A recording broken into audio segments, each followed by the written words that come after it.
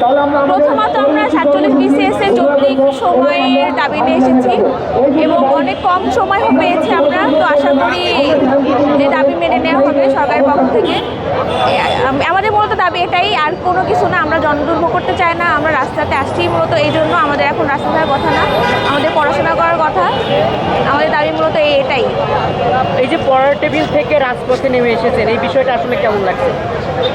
অবশ্যই ভালো লাগছে না।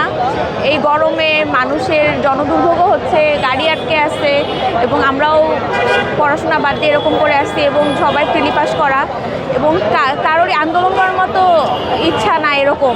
সবাই চায় যে পড়ার টেবিলে ফিরে যাইতে, আর যেহেতু পরশুদিনই পরীক্ষা, সো এই সময় এরকম টাইপের পথে আসতে কারোরই সমস্যা হবে না। সো এটাই আর কি, ভালো তো লাগতেছে না অবশ্যই। 24-এর গণ অভ্যুত্থানের পরে দাবি নিয়ে আবার রাজপথে নামা লাগবে, এই বিষয়টা কখনো ভেবেছিলেন কিনা? এটা দুঃখজনক যে বৈষম্যের বিরোধী আন্দোলন করে আবার বৈষম্যের ব্যাপারে আবার পথে নামতে হচ্ছে, এটা অবশ্যই দুঃখজনক।